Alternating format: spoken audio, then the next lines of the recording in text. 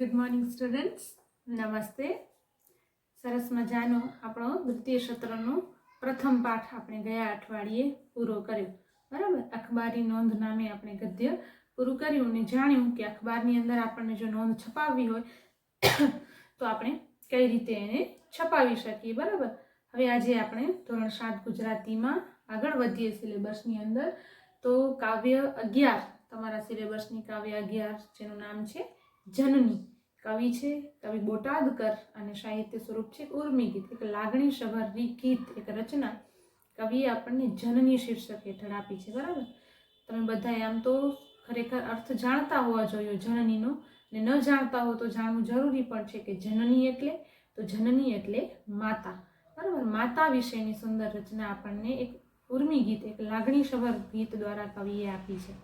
તમે નાના હશો ત્યારથી 3જા 4થા ધોરણથી તમે મા વિશેના અલગ અલગ રચનાઓ ભણતા હશો. તેમાં એના વિશેની ઘણી બધી કવિતાઓ તમે નાના હશો 5મા ધોરણમાં આવતી હતી, મા વિશેની 6ઠામાં આવતી હતી. અલગ અલગ માની રચનાઓ આપણે ભણતા આવ્યા છીએ અને અત્યારે આજે પણ આપણને ગુજરાતી સાહિત્યની શ્રેષ્ઠ કવિતાઓમાંની એક જેને ગણવામાં આવે છે એવી જનની કાવ્યનો અભ્યાસ કરવાનો છે. પણ એનો અભ્યાસ કરીએ પ્રથમ એના કવિ બોટાદકરનો આપણે પરિચય મેળવીએ. તો કવિ બોટાદકરનો જન્મ છે 1870 અને મૃત્યુ છે 1924. કવિ દામોદરદાસ ખુશાલદાસ બોટાદકર. બોટાદકર એમનું ઉપનામ કે આપણે જેને અટક કહીએ કે એ છે. એમનું પૂરું નામ છે, એનું નામ છે દામોદરદાસ, પિતાનું નામ ખુશાલદાસ અને અટક છે બોટાદકર. આમ તો એમની અટક પણ એ નથી. એમનો જન્મ ભાવનગર જિલ્લાના બોટાદમાં થયો હતો. ઘણા ગુજરાતી કવિઓએ, સાહિત્યકારોએ પોતાના ગામ સાથે, પોતાની જન્મભૂમિ સાથે પોતાની અટકને જોડી દીધી છે. શૂન્ય પાલનપુરી ગઝલકાર છે, પાલનપુરના છે, તમને પાલનપુરી એમ પોતાની સરનેમ કરી દીધી. એવી રીતે આ પણ ભાવનગર જિલ્લાના બોટાદ ગામના છે ને પોતાની અટક બોટાદકર કરી દીધી છે. તેમણે માત્ર 6 ધોરણ સુધીનો જ અભ્યાસ કર્યો છે. જો કેટલું ઓછું શિક્ષણ, બહુ ઓછું શિક્ષણ અને ખૂબ શ્રેષ્ઠ રચના ગુજરાતી સાહિત્યમાં જે કવિતાના નામે ડંકો પડે, એટલે કે જે કવિતાઓનું શ્રેષ્ઠ કાવ્યોમાં સ્થાન મળે એવી જનની. બરાબર, એના કવિ માત્ર 6 પુસ્તક, 6 ધોરણ સુધીનો અભ્યાસ, છતાં સંસ્કૃત ભાષા ઉપર એમનું સારું એવું પ્રભુત્વ, છતાંય સંસ્કૃત ભાષા એકદમ સુંદર, એકદમ મસ્ત રીતે જાણે. એમનું મુખ્ય સર્જન કવિતા ક્ષેત્રે રહ્યું છે. કવિતાઓ જેમણે વધારે પડતી લખી છે રાસ્તરંગિણી, કલ્લોલિની, સ્ત્રોતસ્વિની, નિર્ઝરિણી, શૈવલિની વગેરે એમના મહત્વના કાવ્ય સંગ્રહો છે. જો કાવ્ય સંગ્રહના નામ પણ કેવા છે, બધા સંસ્કૃત શબ્દો ઉપરથી. આ કવિએ પ્રકૃતિ અને ગૃહ જીવનની ભાવનાના સુંદર કાવ્યો આપ્યા છે. આ પ્રકૃતિ ઉપરની કવિતાઓ છે અને કાં તો ગૃહ જીવન, ઘરને લગતી કવિતાઓ એમની છે. તે યોગ્ય રીતે સૌંદર્યદર્શી કવિ તરીકે ઓળખાય છે. એ સૌંદર્યદર્શી, સુંદરતાના કવિ તરીકે એમનું નામ છે સાહિત્યમાં. એ ખરેખર યોગ્ય જ છે કે એમણે જે કવિતાઓ આપી છે એ બધી એકદમ શ્રેષ્ઠ સુંદર રચનાઓ છે અને સુંદરતા બતાવી છે. રચનાઓ તો સુંદર છે પણ એની અંદર જે દુનિયાની, ઘરની, જીવનની, પ્રકૃતિની જે સુંદરતા એમની કવિતાઓમાં છે એના કારણે એ ગુજરાતીમાં સૌંદર્યદર્શી કવિ તરીકે જ ઓળખાય છે. તો સૌપ્રથમ કાવ્યને સમજીએ એ પહેલા જરા આપણે માણીએ કાવ્યનો રાગ. બરાબર, તો પહેલા કાવ્યનો રાગ સાંભળીએ પછી સમજીએ.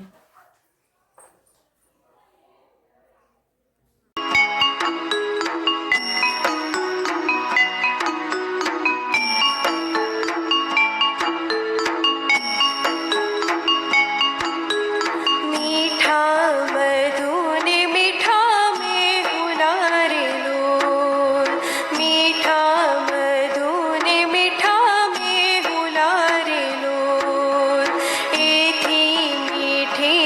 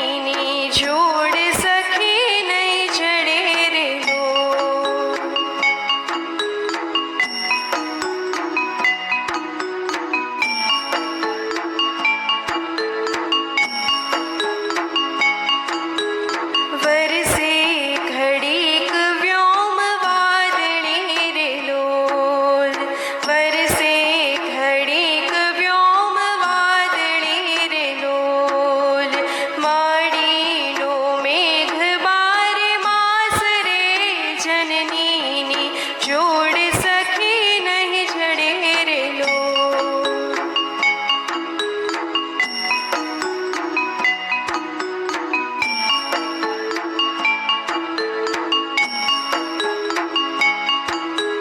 चढ़ती चंदानी दिसे चांदनी रे लोल, चढ़ती चंदानी दिसे चांदनी रे लोल। एनो नहीं हाथ में उजास रे जननी जननी जोड़ सकी नहीं जड़े रे लोल। मीठा मधु ने मीठा में हुला रे लोल, मीठा मधु ने मीठा में हुला रे लोल। एथी मीठी ते मोरी मात रे जननी जोड़ सखी नहीं जड़े रे लोल, जननी जोड़ सखी नहीं जड़े रे लोल, जननी जोड़ सखी नहीं जड़े रे लोल, जननी जोड़ सखी नहीं जड़े रे लोल। મજા પડી ગઈ કાવ્યનો રાગ સાંભળીને કે માતા વિશેની એક ઉત્તમ એક શ્રેષ્ઠ રચના કવિની? તો ચાલો હવે સમજીએ કવિતા. કે કવિતામાં કવિ કહે છે કે મીઠા મધુને મીઠા મેહુલા રેલો. મીઠા મીઠા એટલે મીઠા, આપણે જેને કહીએ મીઠું. મધુ એટલે મધ અને મીઠા મેહુલા, મેહુલા એટલે વરસાદનું પાણી. મધ છે એ ઘણું મીઠું કહેવાય છે, વરસાદનું પાણી પણ મીઠું ગણાય છે. મેહુલો વરસાદનું પાણી. પણ કવિ અહીંયા કહે છે કે એથી મીઠી છે મોરી માતરે. પણ દુનિયામાં ભલે મધ અને વરસાદના પાણીને ખૂબ મીઠા ગણવામાં આવતા હોય, પણ હું એમ કહું છું કે એથી મીઠી તો મારી માતા છે, એથી મીઠી છે મારી માતરે. મોરી એટલે મારી, મારી માતા છે એ ખરેખર એનાથી પણ વહાલી છે, એનાથી પણ મીઠી છે. જનનીની જોડ સખી નહીં જડી રેલો. એ જનની એ માતાની જોડ છે, આ દુનિયામાં શોધવી અશક્ય છે. એના જેવી બીજી વ્યક્તિ દુનિયામાં કોઈ હોઈ જ ન શકે. માતાની સરખામણી બીજા કોઈ સાથે થઈ જ ન શકે. પ્રભુના એ પ્રેમ તણી પૂતળી રેલો. કે એનો પ્રેમ છે એ પ્રભુના પ્રેમ જેવો શ્રેષ્ઠ પ્રેમ છે. પ્રભુએ આપણને એક પ્રેમ રૂપ પૂતળી, એક પોતાના જેવો પ્રેમ જગતમાં બીજા કોઈ કરી શકતું હોય તો એ માતા છે. આપણે તમે લોકોએ કદાચ આઈ.કે. વીજળીવાળાના મોતીચારો પુસ્તક સાંભળ્યું હોય તો એમાં પણ એક બાળક અને ભગવાનનો સંવાદ છે. અને સાંઈરામ દવેના લોકડાયરામાં સાંભળ્યું હોય તો એ પણ કહે છે સંવાદને કે જ્યારે બાળક સ્વર્ગ કે ઉપરથી જ્યારે ધરતી ઉપર જન્મ લે છે ત્યારે ભગવાન એને જે કહે છે કે મારાથી પણ વધારે તને કોઈ પ્રેમ કરનાર ધરતી પર હશે અને માતા કહેવાશે. તો અહીંયા કવિએ પણ એ વાત આટલા વર્ષો પહેલાં પણ સુંદર રીતે કહી છે કે ભગવાનના જેટલો કોઈ પ્રેમ કે કોઈ સંભાળ રાખનાર ભગવાને આપણને ધરતી પર મૂક્યા છે, તો ધરતી ઉપર આપણું કોઈ ભગવાનથી પણ વધારે પ્રેમ અને સંભાળ રાખનાર કે એના જેવું જ બીજું કોઈ સ્વરૂપ હોય તો એ માતા છે. અને એ ભગવાનના પ્રેમ તણી પૂતળી છે. ભગવાનનો જે પ્રેમ છે આપણને ધરતી પર માતા તરફથી મળે છે. જગથી જુદેરી એની જાત્રે. એની જાત છે એ જગતથી જુદે, જગતથી અલગ છે, દુનિયામાં બધાથી અલગ છે. એના જેવી વ્યક્તિ કે એના જેવી જાત તમને બીજે ક્યાંય મળી શકે નહીં. દરેકની માતા એના બાળક માટે સૌથી શ્રેષ્ઠ જ હોય છે અને માતા માટે એનું બાળક પણ શ્રેષ્ઠ. અમીની ભરેલી એની આંખડી રેલો. એની આંખો છે એનામાંથી જાણે અમૃત વર્ષે છે, અમૃતથી, અમૃતરૂપી વહાલથી ભરેલી એની આંખો છે. વહાલના ભરેલા એના વેણ રે. એના વેણ, એના શબ્દો છે એનામાંથી હંમેશા વહાલ પ્રેમ જ વરસતો હોય કે મારા બાળકનું ભલું થાય, મારા બાળકનું સારું થાય, અથવા તો મારા બાળકનું કલ્યાણ થાય, એવું વહાલ જ એના શબ્દોમાંથી હંમેશા ઝરતું હોય છે. હાથ ગૂંથેલ એના હીર નારેલો. હાથ, એના હાથ છે જાણે હીર.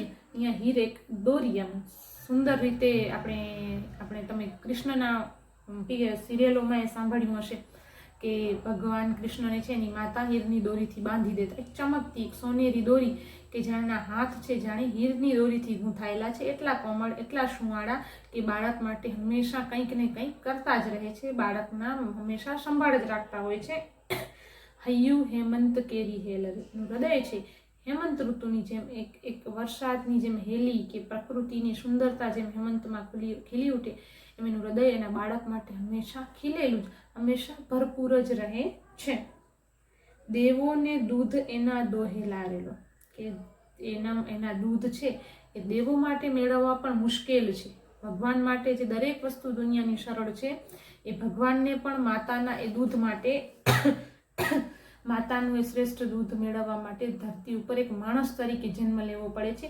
એક બાળક તરીકે જન્મ લે છે ને ત્યારે ભગવાનને પણ માતાના એ દૂધ, માતાનું એ દૂધ છે કે એને મળતું હોય છે. તો ભગવાન માટે, દેવો માટે પણ જે દોહેલા, અહીંયા આપણે શબ્દના અર્થ લખતા જઈએ તો કદાચ વધારે યાદ. દોહેલા એટલે કે મુશ્કેલ, કે એના માટે બાળક, માતા માટે, ભગવાન માટે પણ, ભગવાનને પણ એ માતાના દૂધ મેળવવા માટે ધરતી પર એક મનુષ્ય અવતાર ધારણ કરવો પડે છે.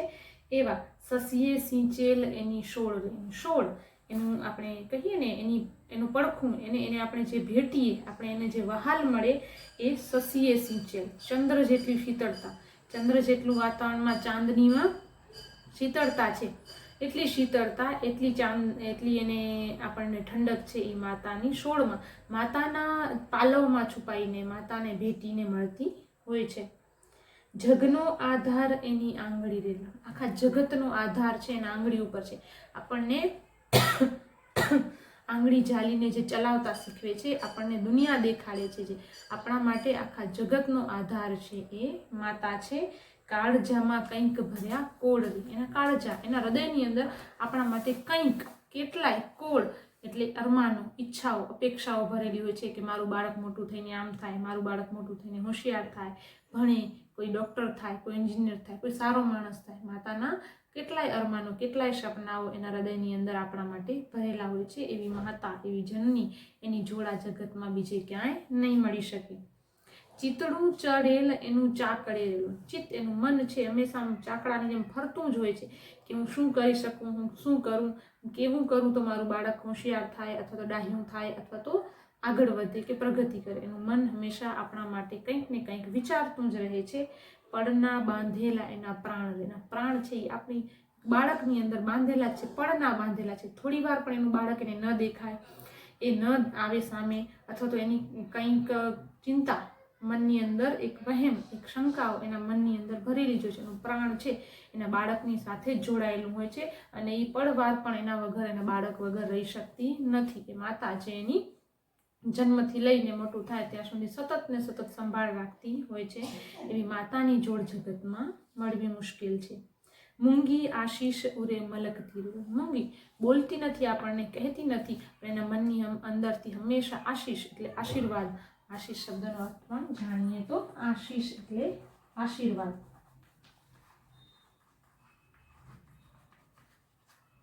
એના મનમાંથી હંમેશા બાળક માટે આશીર્વાદ જ વહેતા હોય છે. બાળક માટે એને બોલતી નથી, પણ મનના અંદર ને અંદર હંમેશા બાળકનું ભલું જ ઈચ્છતી હોય છે.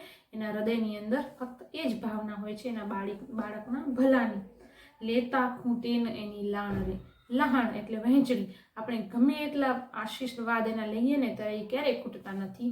એટલા એની મનની અંદરના આશીર્વાદો છે બાળકના ભલા માટે, બાળકના સારા માટે. એટલું બધું એના હૃદયની અંદર ભરેલું છે કે તમે ગમે એટલું લૂંટી લો પણ તમે એને પૂરું કરી શકતા નથી, અથવા તો તમે એની લાહણી, એની વહેંચણી ક્યારે પૂરી નહીં થાય. તમે એના માટે આજીવન છે એ તમારા માટે આશીર્વાદ વરસાવતી જ રહેશે. ધરણી માતાએ હશે ધ્રુજતી રેલો, કે ધરતી છે, ધરતી માતા છે એ પણ ક્યારેક ધ્રુજી ઉઠે છે, એટલે કે એના ઉપર પણ ભૂકંપ આવે છે. એ અચળ છે, આમ તો ચાલતી નથી ધરતી, પણ એનામાં પણ ક્યારેક પરિવર્તન શક્ય છે. એ પણ ક્યારેક ધ્રુજી ઉઠે છે, એના ઉપર પણ ભૂકંપ આવે છે. અચળા અચૂક એક માયરે, પણ માતાની લાગણી, માતાનો પ્રેમ છે એ એકદમ અચળ છે. એમાં જરાય પણ જરા પણ હલતો નથી. એના બાળક માટે એ ક્યારેય પણ એનો પ્રેમ, એનો વહાલ, એની માયા છે એ જરા પણ ઓછી વધુ થતી નથી. એ ધરતીથી પણ વધારે અચળ છે. ગંગાના નીર તો વધે ઘટેરેલો, જો હવે આ બધી વસ્તુ સાથે અહીંયા બાળકની, માતાના પ્રેમની સરખામણી કરી છે. ધરતી અચળ છે, પણ માતાનો માયા છે, માતાનો વહાલ છે એનાથી પણ અચળ છે. ધરતી ક્યારેક ડગે છે, એનામાં ભૂકંપ આવે છે, પણ માતાના પ્રેમ કે વહાલમાં નહીં. એવી રીતે ગંગાના નીર તો વધે ઘટે, ગંગા જે નદી છે એની અંદર નીર, એનું પાણી છે એમાં વધઘટ થાય છે. ચોમાસું હોય તો ભરપૂર હોય, ઉનાળે થોડી સુકાય એટલે વધઘટ થાય છે. પણ સરખો આ પ્રેમનો પ્રવાહ રહે. પણ માતાના પ્રેમમાં ક્યારે વધઘટ થતો નથી. માતાનો પ્રેમ હંમેશા સરખો જ એના બાળક માટે વહે. બાળક તોફાન કરે, મસ્તી કરે. આપણને બહારથી એવું દેખાય છે કે માતા આપણા ઉપર ગુસ્સો કરે છે, આપણને મારે છે, આપણને વઢે છે, પણ એની અંદરની હૃદયનો જે પ્રેમ છે એ ક્યારે ઓછો વધુ થતો નથી. એના માટે, એના બાળક માટેનો પ્રેમ છે સદાય વહેતો જ રહે છે ને એ પણ એક સરખો. વર્ષે ઘડીક વ્યોમ વાદળી રેલો. વાદળાઓ છે એ પણ વરસાદ વરસે છે તો એ પણ ઘડીક. આકાશમાંથી વ્યોમ એટલે આકાશમાંથી વરસાદ પણ કંઈ 12 માસ વરસતો નથી. એ પણ ચોમાસા દરમિયાન વરસે, એ પણ ક્યારેક વરસે છે. પણ માળીનો મેઘ 12 માસ રહે. પણ માળી એટલે માતા, માતાના પ્રેમનો વરસાદ છે એ 12 માસ આપણા માટે વરસતો જ રહે છે. એ વરસાદથી કે વાદળાઓના આ મેઘ વરસાદથી પણ એ શ્રેષ્ઠ છે. એ ક્યારેક વરસે છે, આપણી જીવન જરૂરિયાત છે પાણી, છતાંય આપણને ક્યારેક મળે છે. માતાનો પ્રેમ છે એ ક્યારેક વરસવાનું બંધ થતો નથી. એ કાયમ 12 માસ આપણા માટે વરસતો રહે છે. ચડતી ચાંદની દિશે ચાંદની રેલો. આકાશની અંદર ચાંદની શીતળતા, ઠંડક, એક મજા, આનંદ છે ચંદ્રની, એ પણ આપણને ક્યારેક જોવા મળે છે. પૂનમના દિવસે જોવા મળે છે, બરાબર. શરદ પૂનમ હોય અથવા તો આમ તો મહિનાની દર પૂનમના પણ ક્યારેક જોવા મળે છે. એનો નહીં, એ ચંદ્ર છે એની ચાંદની પણ વધઘટ પામે છે, બરાબર. પૂનમથી આખો ચાંદ થાય અને પછી અમાસ સુધી એ ઓછો થતો જાય છે અને અમાસના બિલકુલ દેખાવાનો બંધ થાય અને અમાસ પછી પાછો થોડો વધવાનો શરૂ થાય અને પૂનમના દિવસે સંપૂર્ણ ચંદ્રની ચાંદની આપણને મળે છે. એટલે એના પ્રકાશ, એના ઉજાસ, એના શીતળતામાં વધઘટ થાય છે. પણ એનો નહીં આથમે ઉજાસ રહે. પણ માળીનો પ્રેમ છે, માળીનો વહાલ છે, એને ક્યારે આથમતો કે એનો ઉજાસ ઓછો થતો નથી. એનામાં ક્યારે અમાસ આવતી નથી કે એમાં ક્યારે વધઘટ થતી નથી. એનો પ્રેમ તો બાળક માટે સતત ને સતત પૂનમના ચંદ્રની જેમ કાયમ ચળકતો જ રહે છે. જનનીની જોડ સખી નહીં જડે રેલો. કે આ માતાની જોડ છે એ દુનિયામાં મેળવવી મુશ્કેલ છે. માતા જેવો પ્રેમ છે જગતમાં બીજે ક્યાંય મળી શકશે નહીં. તો આવી સુંદર માતાના ગુણગાન ગાતી કવિતા આપણને કવિએ આપી કે માના પ્રેમને આપણે ખરેખર ઓળખવાની જરૂર છે. માતાનો પ્રેમ દુનિયાની કોઈ પણ વસ્તુને તોલે તો જગતની કોઈ પણ વ્યક્તિને તોલે આપણે સરખાવી શકીએ નહીં. એના જેવું જગતમાં મળવું બહુ જ મુશ્કેલ છે. કોઈ વ્યક્તિ એના જેટલો પ્રેમ દુનિયામાં બાળકને ક્યારે કરી શકતો નથી. સ્વાભાવિક છે કે દુનિયામાં દરેકને બાળક વહાલું, પિતાને પણ એનું બાળક એટલું જ વહાલું છે. પણ પિતા જેટલો સમય અથવા તો પ્રેમ આપે છે એનાથી માતા આપણને વધારે સમય અને વધારે પ્રેમ આપી શકે છે. પિતાનો પ્રેમ પણ આજના સમયમાં પરિસ્થિતિઓ સામે આપણે જોતા હોઈએ છીએ. હવે સમાજમાં જાગૃતતા આવી છે. આજે પિતા પણ બાળકના સંભાળ રાખતા થયા છે, બાળક માટે કંઈ કરી છૂટવાની ભાવના કેળવતા થયા છે.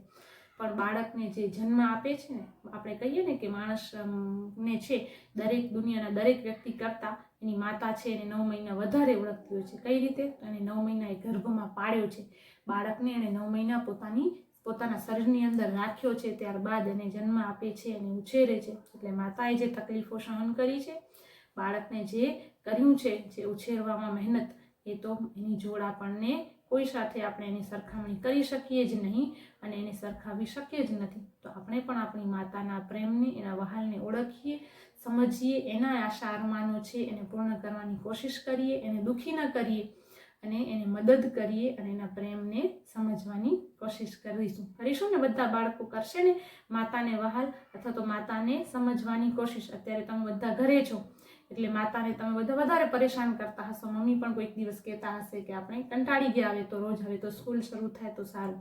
તો હવે મમ્મી એવું ન કહે પણ આપણે એને મદદરૂપ બનીએ, મમ્મીને વહાલ કરીએ. મમ્મી પણ આપણા તરફ જે પ્રેમ આપણને આપે છે એને સમજીએ અને એ પણ આપણાથી ખુશ થાય એવું કરીએ. કરશો ને આજથી બધા? તો ચલો, બધાને શુભેચ્છા એવી કે પોતાના પ્રયત્નોમાં સફળ થાવ. ઓકે, તો થેન્ક યુ.